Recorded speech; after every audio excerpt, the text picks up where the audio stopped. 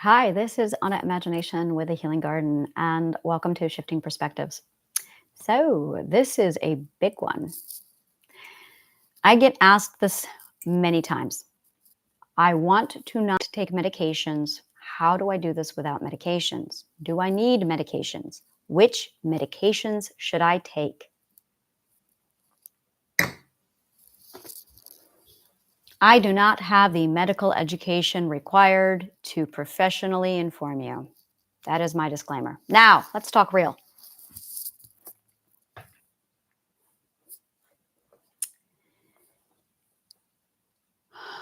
I took escitalopram and lamotrigine. Those are the two that I took. I have been on Zoloft. I was prescribed Prozac. Timeline. When I was 16, I was given Prozac. Oh, I did not touch that shit. 1996 Prozac? No. I immediately, that was the crowning moment in my life where I had to ask the question, am I holistic or am I pharmaceutical? And I decided that I valued my creativity, my writing music, my writing books way too much to even think about taking Prozac in 1996. So my parents filled the prescription and I would not touch it. I went, okay, it's time to get serious about this shit. How do I manage my depression? Exercise. Exercise dumps serotonin into the brain like fruit juice at a carnival. So we're going to talk about all of this.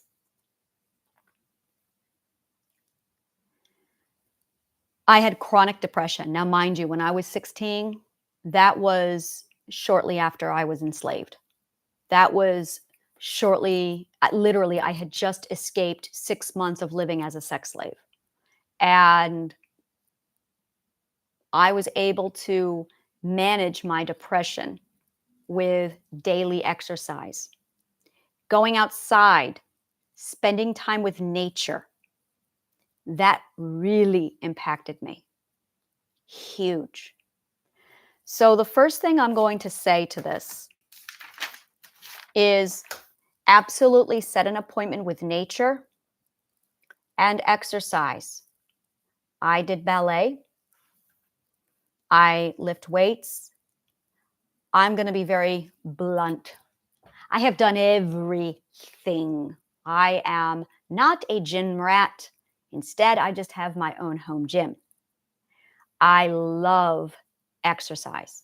If I'm not dancing or moving or hiking or walking, I'm lifting weights, I'm swimming, I am kickboxing. I'm doing a lot. I absolutely love doing bag work. I took karate, Krav Maga. Yeah, I fucking took Krav Maga. Fucking took Krav Maga. I have done it all. I do rock climbing. I do whitewater rafting. I do I said rock climbing. There's gym rock climbing and then there's rock climbing. I grew up near and around Watkins Glen. And for those of you who know Watkins Glen, you're going to appreciate this statement. I had my own version of Watkins Glen inside my backyard. We had the backyard, which is really this massive ancient forest. And inside the ancient forest was a secret, all just for myself, my very own Watkins Glen. I had my own private Watkins Glen. Google Watkins Glen. Yeah, that was in my backyard. Something similar to that. Except mine wasn't tourist friendly. Mine was private, hidden, secret, and mine. And from the time I was 8 years old, I would scale the shale walls, freeform.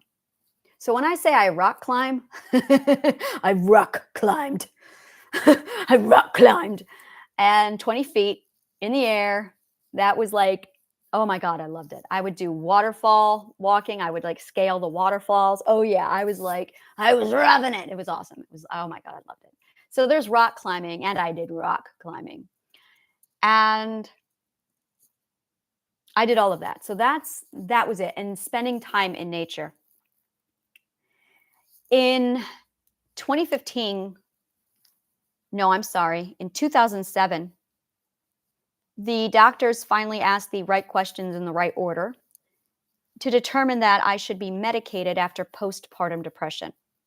This was when my third child, Elizabeth, was born. And they put me on Zoloft. I took that for 1 year. Me on Zoloft was literally completely emotionally dead. After a year of being on that medication, I watched my son attack my daughter, bit her, punched her.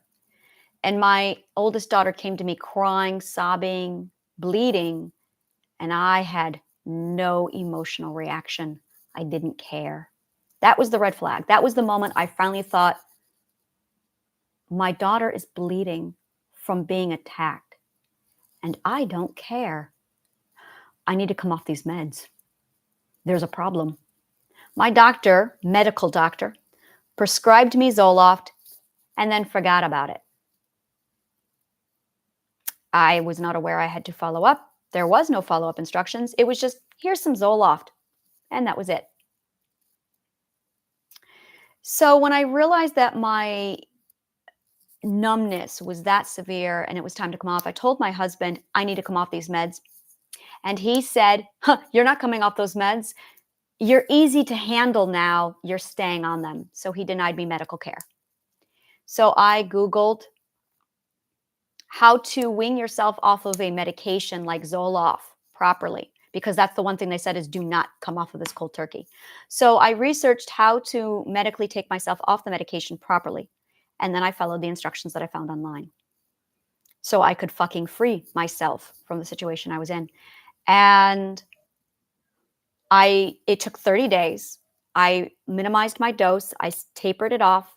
I monitored for certain behavior, depression, mood swings, and I made sure I was stable at each stage of depreciation until I was finally completely off of it. And then there was this one day about a week or two after that, no, about 2 weeks after that, and there was an incident and I blew up. It was the first emotion I felt in a year. And my husband said, I don't understand. How did you take your medications?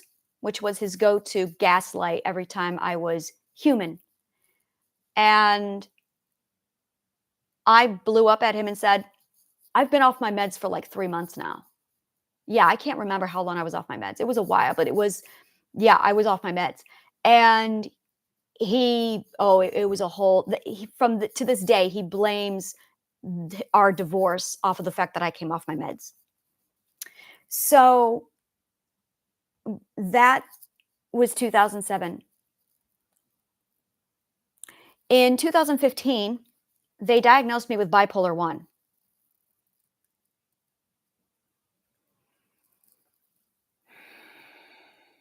So they put me on a mood stabilizer and an anxiety med. The mood stabilizer, they also put me on something else. I cannot remember. It was 1 milligram of something. And the mood stabilizer I was on was basically like a heart condition medication for and they found out that one of the symptoms of this medication, or one of the side effects, is no nightmares. So they prescribe 1 milligram of it to PTSD patients to stop the nightmares, and it works. Now, my night terrors are so horrific that if I tell them to you, it will cause PTSD. That's how bad my nightmares are. So if you have night terrors to that degree where you get PTSD from your own nightmares, I do recommend that medication. I do not remember what it is called, but that is one where I say it's 1 milligram and it's actually designed for the heart.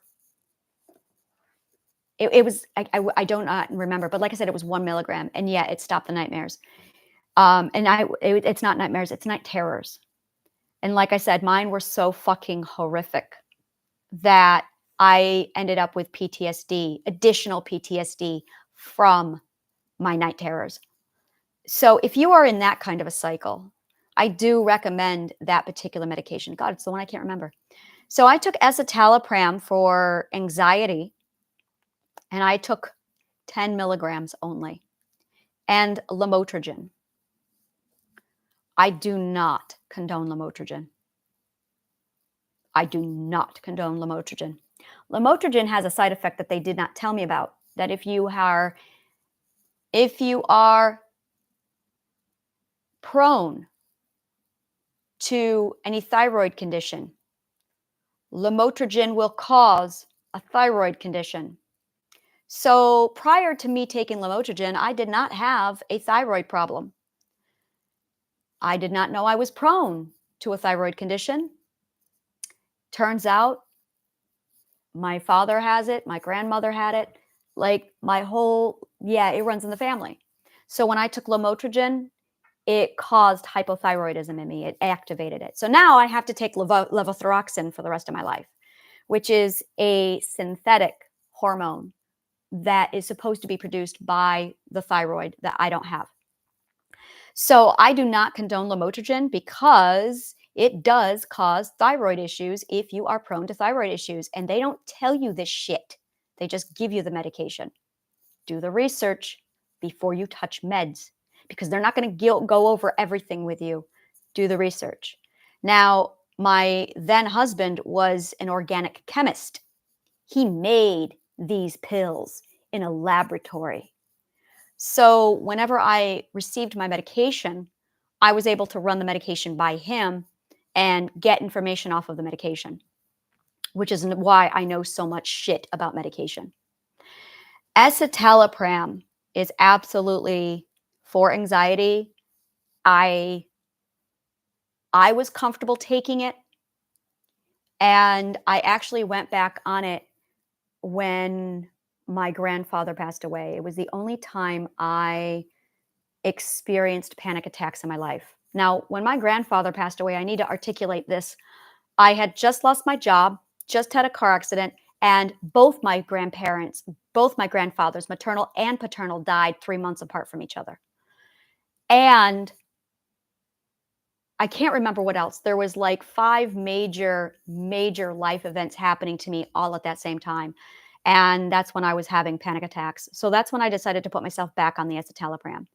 I have been off of escitalopram now for about 6 months solid, at least 6 months. And for me, at the time, with my dissociative identity disorder, with my multiples, I absolutely was huge on, yes, taking the anxiety med, because anxiety is an emotion that triggers the alter switching. So if you have, I absolutely am comfortable with escitalopram. It's gentle enough. I loved escitalopram. And I only took it under severe and extenuating circumstances. Lamotrigine, in my opinion, is not safe enough to put into my body.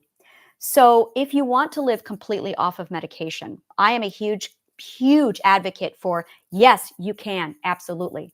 If you have suicidal ideation, please consult with your physician, please consult with your therapist, and absolutely have a plan, a safety plan. I will not comment or give my opinion one way or the other when it comes to those who suffer from suicidal ideation. Completely different. Please consult with a licensed professional when it comes to suicidal ideation. You are valuable. That being said, if you do not suffer from suicidal ideation, I am a full believer that you can function completely without medication. Here's how I did it. I used meditation, but it was on purpose. And it's really important that when you meditate, it is with purpose. So everything I tell you is with purpose. It's not just doing the shit, it's with purpose. And I'm going to cover the purpose. So the first thing I did was meditation.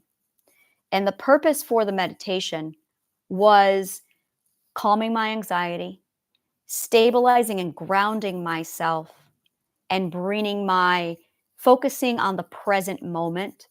I am safe. I would meditate in front of plants or in my gardens. I would meditate in front of my house plants with my cats in the room. I literally surrounded myself with things that I love that calmed me down, and I would meditate in my calming circle. So you should have a calming space. And that's something I strongly recommend, is your calming space. The next thing is I did yoga. Oh my God, do I love yoga. Yoga is meditation with the body. It's absolutely beautiful. So, and I did just vinyasa yoga. It was nothing special. I used the Gaiam app. And all of this was self-regulated, self-done. I didn't go to class. I didn't have an instructor. I just did everything with apps. The meditation, I used the Calm app. And with, I need to really write this stuff down, like have it available on my website so you can go and just grab it. And then for yoga, I used the Gaiam app. I still use that one. And then sleep. You must have a sleep schedule. Have a bedtime. Oh my good fucking God, this is so important. Having a regulated sleep schedule, having a sleep routine was vital to stabilizing mental health. Sleep, sleep, sleep, sleep, sleep. Do not oversleep. Do not oversleep. Do not stay in bed. Do not use sleep. You know who you are. I'm looking at you. You know who you are. Do not use sleep as an avoidant to escape your problems. Guilty. Don't do it. If you are going, I just sleep when I'm stressed. That's equivalent to grabbing a bottle of alcohol. It is the same mindset. You are nurturing and enabling I'm not taking control, so I'm going to go seek out feeling control. It's the same mindset. Don't do it. Sleep on schedule. Choose a bedtime, 9:30, 10 o'clock at night. It's a recommendation. It's a suggestion. And stick to it. I do my meditation for beginners. Absolutely plug into that before you go to bed. My meditation for beginners is about 30 minutes to 45 minutes, and it does gratitude journaling. It's my entire self-care regimen. And I do it Monday through Friday. I have the whole playlist. It's the full thing. It's meditation, positive affirmations, manifestation. It's everything you need. And it's designed to completely wind you down at the end of your day. And it focuses your subconscious mind on gratitude, positive affirmations, and mental healing all at the same time, embedding that into you and dreaming. And it's designed to literally rewire and reverse the polarity of I'll say this, it reverses the polarity of your subconscious mind from negative thinking over to positive thinking. It does all of this while also rewiring your subconscious mind so that it literally changes the way you think. So that's my meditation for beginners here. Do that before you go to sleep. If you couple that with a regular sleep routine, oh yeah, night and day difference. And then journal, which is also in my meditation for beginners course. So the journaling is vital. Journal, journal, journal, journal, journal. When we are traumatized, we are severed from our chakra, from our throat chakra. When we are traumatized, when we are children, our throat chakra is blocked and taken away from us. Journaling and podcasting, talking, reopens, restores, and heals the throat chakra and the channel. It reconnects the channel of communication to your identity. Journal, journal, journal, journal, journal.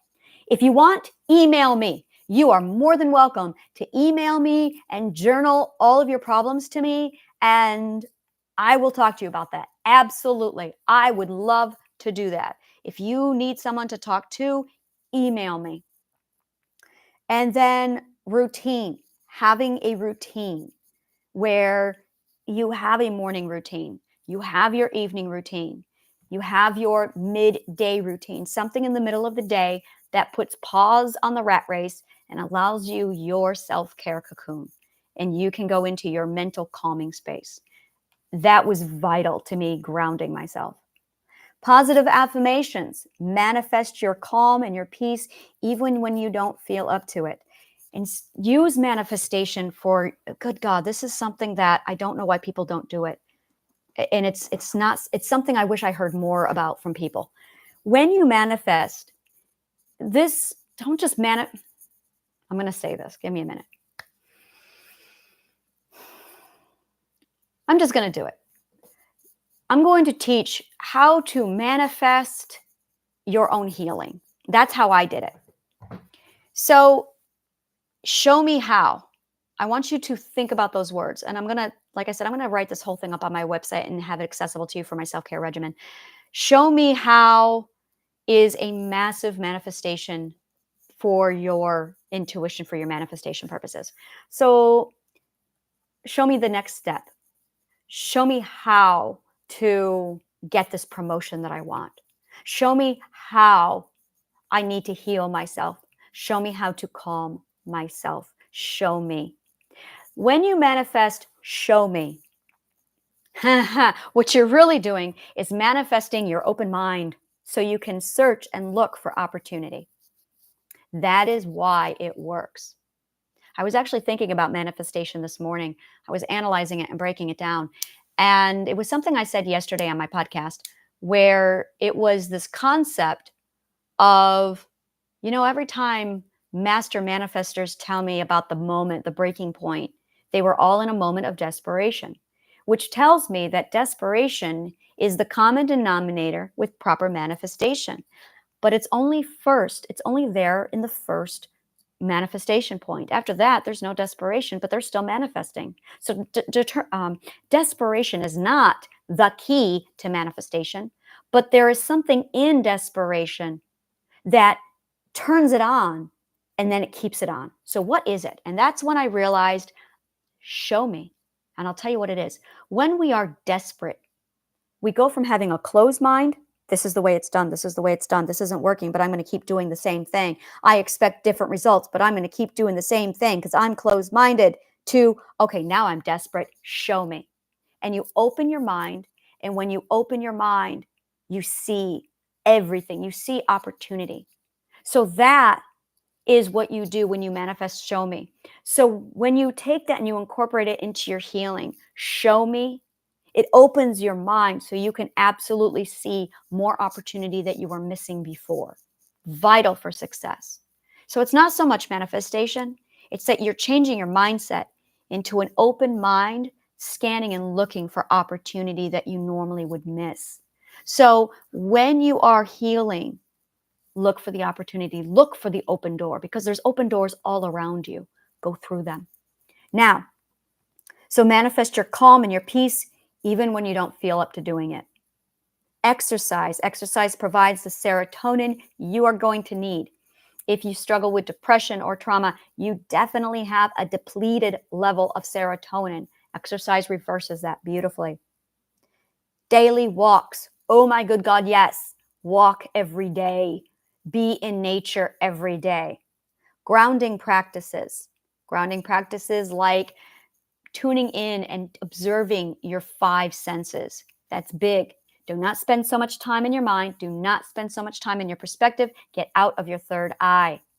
When you are in your third eye, you are not grounded. 6th perspectives. I see you. 6th perspectives. You spend too much time in your third eye and you are missing too much and you're not grounded. Ground yourself in the ethereal plane, but ground yourself. Mind your energy. I just talked about this morning. When you have a mental illness, when you have a behavioral defense, you actually have a depleted amount of mental energy because mental illnesses, behavioral defenses deplete your mental energy. And as a result, you are running on empty.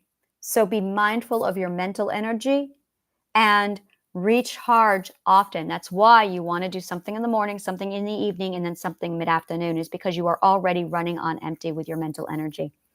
I'm going to elaborate more on minding your mental energy probably when I do my meditation for beginners.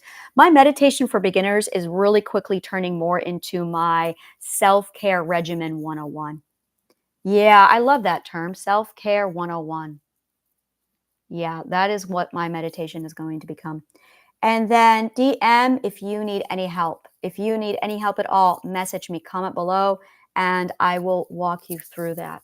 So that is pretty much what I did. And by the way, when I did this, when I incorporated this self-care regimen into my life, My trauma healing, that is the moment that my trauma recovery completely turned around. In 2015, I went on the medications. It was in 2016 and 2017 that I started to build my self-care regimen. And when I built the holistic self-care regimen, that is when my therapy went from being depressive, horrific, shadow work, unproductive, and inadequate to holy shit, did I see progress in leaps and bounds. Massive amounts of progress. It was like night and day. Night and day. It was extraordinary. So this self-care regimen is core to triadic healing, and it's core to what I do and the methods I use. And I came off of my medications in 2018.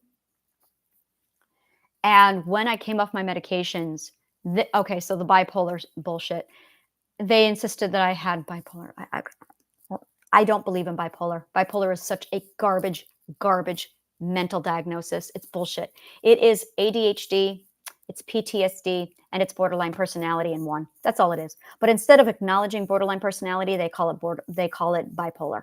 And it's narcissistic abuse syndrome, it's ADHD, and it's depression also. It's like 3 or 4. It's a compound. Bipolar is such fucking bullshit. And instead of diagnosing and actually acknowledging your 3 or 4 mental conditions, they're only going to talk about one. Bipolar, slap it on there, and they ignore the fact that you have ADHD. They ignore the fact that you have depression. They ignore the fact that you have narcissistic abuse syndrome or borderline personality disorder, because insurance companies don't want them to diagnose those conditions. First of all, narcissistic abuse syndrome isn't even acknowledged by government officials, and as a result, they're not allowed to diagnose you with it. Second of all, borderline personality disorder is not covered by most insurance companies. So your therapist is not allowed to diagnose you with borderline personality disorder, only in severely extenuating circumstances. I had 8 of the 9 symptoms, and they still, not symptoms, I had 8 of the 9 criteria, and they still refused to diagnose me with borderline personality disorder for 4 years. Cognitive behavioral therapy works for everything except borderline personality disorder. So while I was cleaning up everything else and everything wrong with me, which was working very effectively with cognitive behavioral therapy, it wasn't touching the borderline, because it doesn't work on borderline, because you need logic and dialectical behavioral therapy for borderline. Formal argument and debate. It's what I do in Triadic Healing. And they refused to diagnose me with borderline. It wasn't until the last year, the 4th and 5th year, where they finally went, okay, we may have made a mistake. Maybe you don't have borderline or bipolar. Maybe you have borderline instead, which is what I said in 2015, which was what 2 other professionals said in 2015. The emergency psychologist diagnosed me with it, and a very skilled psychologist diagnosed me with borderline. And the 3 of us went, yeah, it's definitely borderline. And when I got to therapy, they went, oh no, that's bipolar. And I have yet to see a case of bipolar that's legit. Every case and every diagnosis of bipolar is fucking bullshit. So here's the thing. When I came off my meds in 2018, they said, oh, we got to stand back. There's going to be all of these symptoms when you come off of your meds. Stand back and prepare for it. So I came off of my meds and nothing happened. And they all went, I don't understand. You should be experiencing ABC. And I was confusing them for a year. It took them a year to realize maybe the diagnosis is wrong. So they analyzed my behavior for a year, trying to figure out why I did not have significant mental problems after I came off the medication for bipolar. Lamotrigine is for bipolar. Do you see how this is just bullshit? It's a mood stabilizer that they put people on for bipolar, and I never had bipolar. I had borderline personality disorder, and I had multiple personality disorder, dissociative identity disorder, and I had PTSD, ADD, a whole depression. So with bipolar, you're down here you're going to have depression because you're depressed, you have depression, and you also have ADHD, which is where you get manic. You're not manic, you have ADHD. But the depression slams your ADHD down, and then boop, you have an ADHD episode. Something triggers the ADHD episode, so you go off and you do your thing. So you're on this ADHD high, which is just a subgenre of PTSD. ADHD is a subgenre of PTSD. And it goes on this massive high, and you're on this high, and then your depression kicks in and it drops you down. And the depression kicks in because you have borderline personality disorder, which is your mood swings that jumps back and forth. Everyone who suffers from narcissistic abuse syndrome, from narcissistic abuse, has a variation of borderline personality disorder. Borderline personality disorder is a direct connection and result of being in love with a narcissist. If you have ever been in love with a narcissist, you probably have borderline personality disorder. And you most definitely have narcissistic abuse syndrome. I believe that narcissistic abuse syndrome and borderline personality disorder are the same thing. But the government does not like to diagnose people with borderline. So they tell therapists you're not allowed to use that diagnosis. And if you do, we're not going to pay their bills. Yeah, the dirt on the psychology field is disgusting. So with medications, you absolutely can come off of them. 100%. Absolutely. Absolutely. Triadic Healing is free. Like, grab it on my website. Go through it. It's just my podcasts, except I give you a syllabus, which I'm building. And the syllabus is a walkthrough on everything you need to basically shuffle and put everything in order. And it's basically my shifting perspectives.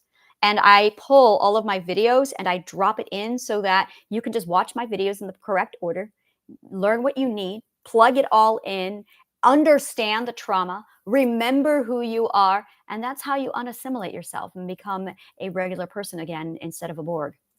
So this is, this is surviving without medications, how to do it.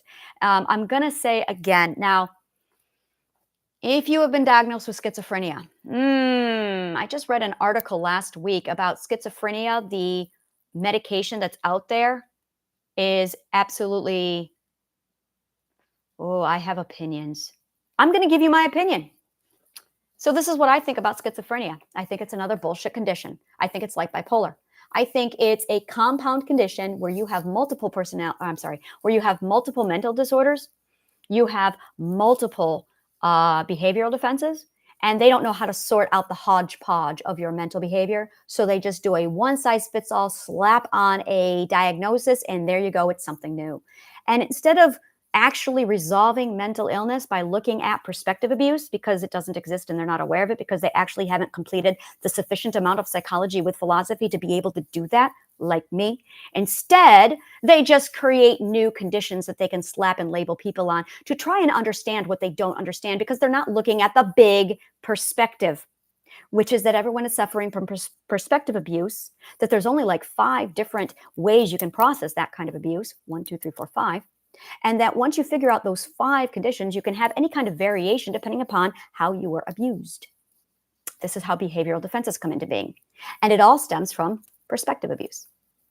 So yeah, once you realize that, it's really, really simple. And according to Sir Isaac Newton, in truth, there is simplicity. If it's complicated, it's wrong. If it's complicated, it's wrong. And if you want statistics or any information on this, Google the success rate of talk therapy. Google the success rate of Alcoholics Anonymous. Yeah. So yeah, when it's right, it's simple. When it's right, it's easy. When it's right, it is 100% accurate. Remember that when you Google the statistics. Thank you so much. I hope this was helpful. And if you loved shit like this, like, subscribe, follow my channel, share it if there's anyone you know who could use this information, and comment below. Let me know what part of the show resonated with you, and donate to the garden. Help us grow. Become a member of the Healing Garden. Take a look at my Linktree account below and join me on Thursdays, 7 p.m. Eastern Standard Time on Zoom. We all jump in and I do communication, boundaries, and emotion classes all in one from 7 p.m. Eastern Standard Time every Thursday night. Thank you so much, and may the kindest of words always find you.